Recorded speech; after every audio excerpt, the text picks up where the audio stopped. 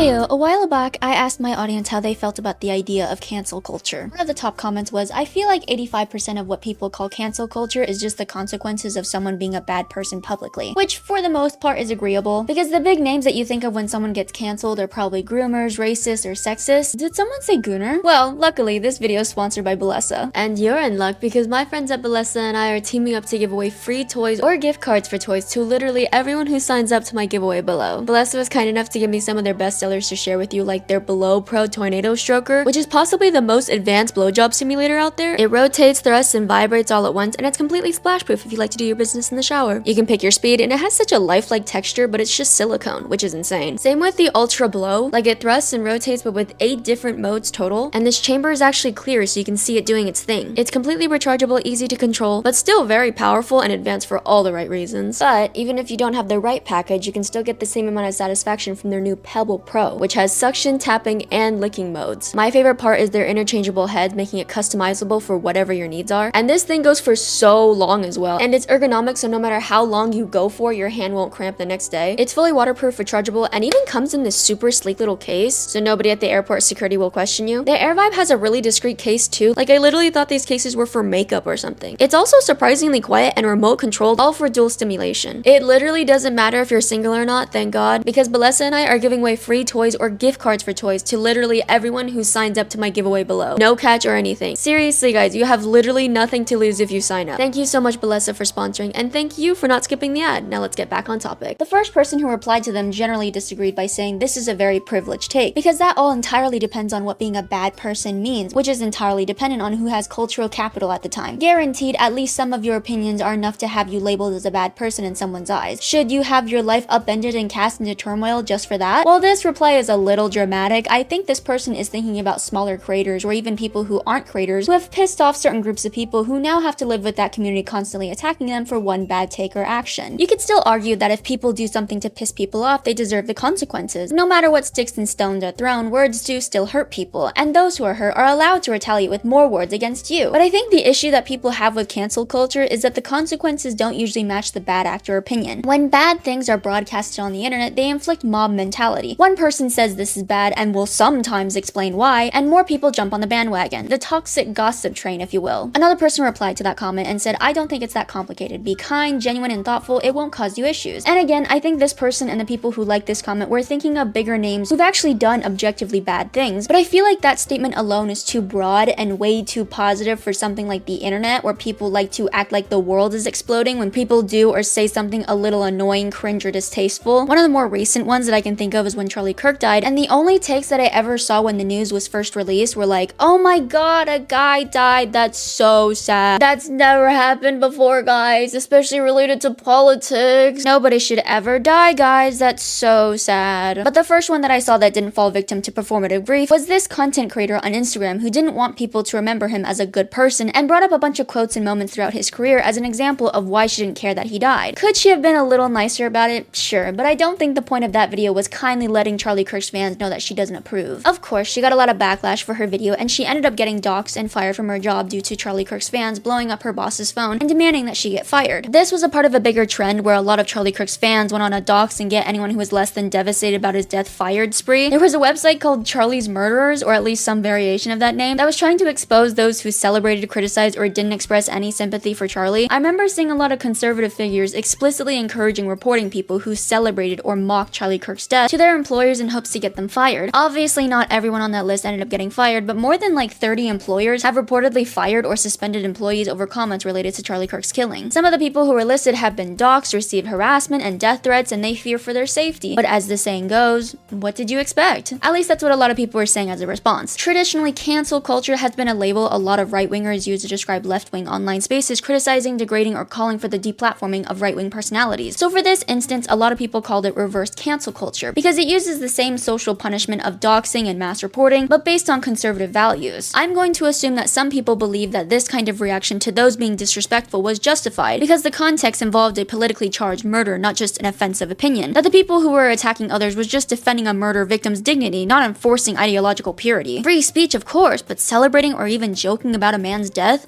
That's just too far. If it was just interpersonal anger from middle-class civilians that didn't want to support online media personalities or businesses because you think the the people associated with those things are assholes who don't respect the dead, by all means, you should absolutely have the freedom to support or boycott whoever and whatever you want, and also have the right to refuse your own service to people who you deem fit. I personally think the doxing and sending death threats was a bit much, since it's not like the people who are giggle shitting about Charlie's death did anything actually harmful besides being offensive, and from personal experience, trying to dox people and sending them threats won't actually do anything because it never does. But the actual significant canceling that tickled me in a bad way was when ABC suspended Jimmy Kimmel's talk show because he made a very lighthearted joke about Trump not caring about Charlie Kirk's death. I honestly thought the joke was about as milquetoast as moist critical because it wasn't offensive or even titillating in the slightest, so I was kind of shocked that people were so angry, to the point where someone like the chairman of the FCC would whine on a podcast that he wants Jimmy punished for what he said. After that, several companies that were managed under Disney announced that Timmy's show would be cancelled indefinitely, and by indefinitely, I mean like 6 days. I don't watch Jimmy Kimmel, I don't think he's funny, and I think talk shows in general are boring, even including the joke that got him temporarily cancelled, but just the fact that a major network would pull a popular show over a comedian's satirical comment really shows you what kind of hypocrites are in charge. Like, Jimmy Kimmel did blackface and publicly catcalled women on the street, but all he had to do for those instances was apologize. Why is this the thing that gets his show cancelled? If he got cancelled because people thought the joke was in such poor taste that they stopped watching the show and cost Disney a net negative and then cancelled his show because Disney only values money,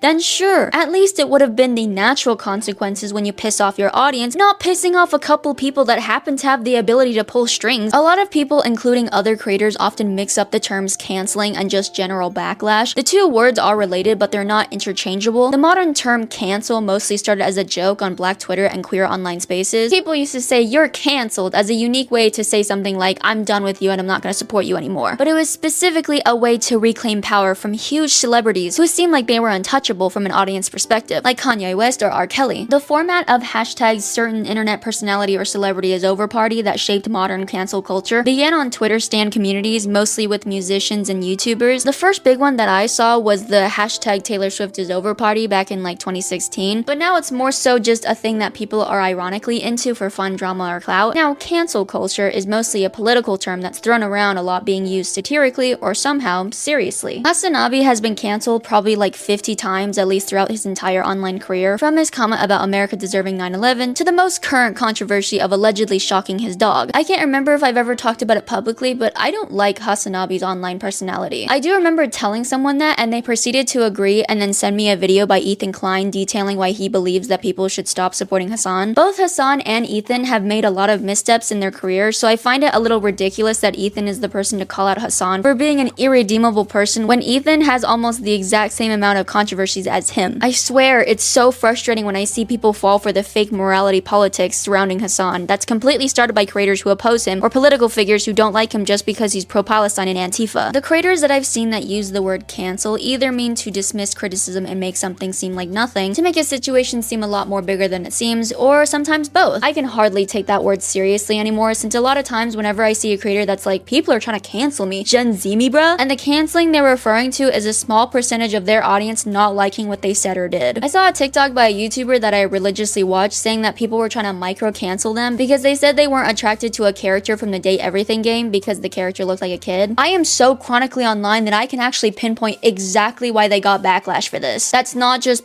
pedophiles are trying to cancel this perfectly reasonable person. A couple months ago, they made a video about book talk, and in that video, their general take was sometimes it's cringe, but it's just fiction and men have done worse. So they got a lot of new fans who are in pro-fiction spaces where others have called them the most horrific things due to the fiction they like. Some of that fiction being that they're attracted to underage fictional characters or characters that could be argued that look underage. The phrase minor coded is considered to be a very anti-fiction phrase that certain unreasonable people use to call those who are attracted to adult characters that could be called minor coded files. That kind of implication is usually a label given to characters that fandom spaces often infantilize, which is usually just short characters, characters that just have a simplistic or cutesy art style, characters that have a very typical anime face, or men who aren't tall, dark, and handsome. Knowing the context of this cancellation, you can probably see that it's not like their fans are trying to deplatform them or silence them into never posting again. It's a small fraction of their fan base that heard a buzzword and thought it was weird. While I agree that it's good to not be attracted to things that look like children to you, and I think that fraction of their fan base is being a bit too dramatic about it. I also think it's a little funny to call it a canceling or even a micro-canceling. Are they joking? Most likely, and I'm just falling for the rage bait hook, line, and sinker, but it's just that most people, myself included, also view the word cancel as another buzzword. There are a lot of creators who call out others who do arguably bad things, but will never use the word cancel because they're just encouraging others to be better people, and there's nothing immoral about standing up for those who feel like they can't stand up for themselves. And I would agree with that if the creators who do the call outing wouldn't get so personally offended and start using the cancel buzzword to downplay what they said or did in hopes to encourage their audiences to not listen to the outsiders trying to silence the underdog. There was this creator who built his platform on calling out inappropriate behavior that other gym influencers have posted, such as insulting fat people at the gym, getting mad at people for walking in front of their camera, people recording in locker rooms, things like that. He had always gotten praise on his content for holding others accountable, but in doing so, he does often end up canceling them. I really doubt that it's on purpose because he's just so popular, but he always stitches people who have a smaller audience than him, and whenever he criticizes someone, his audience always floods their page with hate and harassment, even when the stuff that he was criticizing them for was arguably pretty lighthearted. So when he posted a video dressed as Hulk Hogan as a tribute to his then recent passing, a lot of people were confused since Hulk is very famously known to be very racist, and it just felt very hypocritical for this creator who's known to call out bad behavior to not even address Hulk's problematic actions during his lifetimes in the tribute, which I think is a fair thing to criticize. If you pay a homage to a controversial figure and only address one side of their character, then you will also receive controversial feedback. I know that Hulk's racist comments are years old, but if we weren't directly affected by it, it's not like we're in the position to forgive him either dead or alive. But unfortunately, in a live stream, he used an outdated term that's been historically used to dehumanize non-white people in the context to address non-white people. The word colored isn't really a slur, but it's just mostly considered to be a red flag to how someone might view race. People weren't upset at the word, but they were upset with the implication of it. He still apologized for the use of the word a few moments later, but after getting so much backlash from both posting positively about a dead racist person and using a historically racist term, he posted that he was done with social media, and he believed that no matter how much good you do, people just wait for a reason to hate you and tear you down. What a weird way to put it. I get what he means because yeah, people find excuses to hate each other all the time, and it's so obnoxious because you can dislike things without pretending to have the higher moral ground. But doesn't that phrase kind of sound like guilt tripping? He did actually do something wrong. It was obviously a mistake that I personally believe was just out of ignorance, but I also think that people have no obligation to forgive you just because you've done good things before. So maybe don't guilt trip your audience who follows you for kindness and positivity when you do something that wasn't kind or positive. I don't follow this person because I think he's really pretentious and the people within his audience are assholes, but I still thought his apology was genuine and that he would have actually changed for the better for like maybe a minute, because after 4 days saying that he was done with social media, he posted a dramatic comeback saying that his fans encouraged him to come back, which is fine. He has 8 million followers. Of course his fans were gonna beg him to come back, but he also says in such a dramatically intimidating way that we will not cancel him. Oh, look at that, the magic word to make people think that others were being unreasonable about you idolizing a racist and using a racist term. What happened? I thought he said he wasn't gonna be a hypocrite and was gonna take accountability. It's not like he was gonna lose his audience. He's a buff, cis, traditionally straight white male gym head. You really think his audience of other gym heads that comment racist and sexist things whenever he stitches a woman or a black person will stop supporting him if he does something racist? I just think it's a little ridiculous to call it canceling when he barely took a hit to his following list, didn't take any hit from his view count, but sure, a couple people were trying to cancel you by criticizing you for a very real thing that you did and now no longer wants to support you for it. There absolutely can be unjustified internet mobs that harass and berate innocent people for little to no reasons, but it's just so bizarre seeing serious, typically big content creators unironically saying, go ahead and cancel me, I don't care. It's such good rage bait when it's unserious, but sounds so out of touch when it's said seriously. But I do kinda end up feeling bad for when creators actually do end up losing their platforms, or at least their platform takes a massive dive. There was this YouTuber that I watched very casually around a year ago, but he got into a lot of dog water when he falsely accused Dinky Jabot of being a bad person, but the evidence that he had was just very flimsy, and the fact that he concluded, yeah, this guy's a woman hater, get him, seemed like a pretty huge jump to make so quickly without any evidence to me, especially since one of his pieces of evidence was just pretty much a straight up lie. There was another creator who made the initial accusation of the falsely accused of defending an abuser, which wasn't true, having sexual harassment issues, misogynistic behavior, which was on the basis of a red flag, so take that what you will, will. Maybe the misogynistic parts are true because a lot of people have internalized misogyny all the time out of ignorance, but because the other accusations being so obviously a stretch, both YouTubers got a lot of backlash for spreading false information without confirmation. Except one of them has almost completely lost their platform, while the one who actually lied first is doing completely fine. It's very strange because they technically committed the same crime of defaming someone, but I'm also not entirely sure if it's a double standard. Lewis was already going through a couple smaller controversies where he didn't do enough research on topics that he discussed, or things came out to disprove what he said, and his audience was already growing tired of his repeated offenses. So maybe Jabot was just the final nail in the coffin. I don't know if Kat has gone through any controversies, but her entire online personality and content is very nothing is my fault and I'm always the victim, and that's a trait that audiences have learned to tolerate with YouTubers. But also, in Jabot's response video, he specifically titles it Response to Louis McClung, and only includes a picture of him in the thumbnail and doesn't show Kat or mention her in the title, despite the video being a response to both of them. And I honestly don't know why he did that. But if I had to guess, if Kat already weaponized her white woman tears, he might have thought that he would have gotten backlash for doing the thing that they're accusing him of, which is being misogynistic. But in my opinion, it just disproportionately put the blame on Lewis for what went down. When I look up Lewis's channel name, all the recommended videos are about how he was involved with this drama by other drama YouTubers and how he was super fucked up for doing this. And then I look up Kat's channel name and the only recommended videos are just her videos. I didn't see any drama videos that were about her and how she was super fucked up for doing this, and the only people that held her accountable was a small minority of Jabot's audience for a few days and then they forgot about it. When people think of cancel culture, they usually think of very different examples, such as grooming allegations, scam allegations, saying slurs, not giving an extra reading. So a lot of times people will view those who jump on the bandwagon for one but not the other as hypocrites. But I just think that people have different thresholds for what they find acceptable. There are some people that I don't believe should have their platform, and some of those people have been canceled as well, but somehow still have hundreds of thousands to millions of people who idolize them. So I just really hate the concept of cancel culture because I don't think it works how it's supposed to. I always want everyone to improve themselves in some way, shape, or form, but canceling is not a form of justice or even holding others accountable because the outcome almost has nothing to do with what they actually did. And I feel like most people know that, which is why no one takes the word seriously, because it's also an extremely chronically online term. So people going through a canceling can just write it off as mindless hate and no natural consequences get faced and no one grows or changes. But I don't know, that's just me.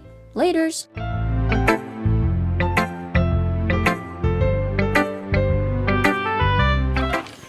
It's very... Sorry, Tatsu. Did I scare you?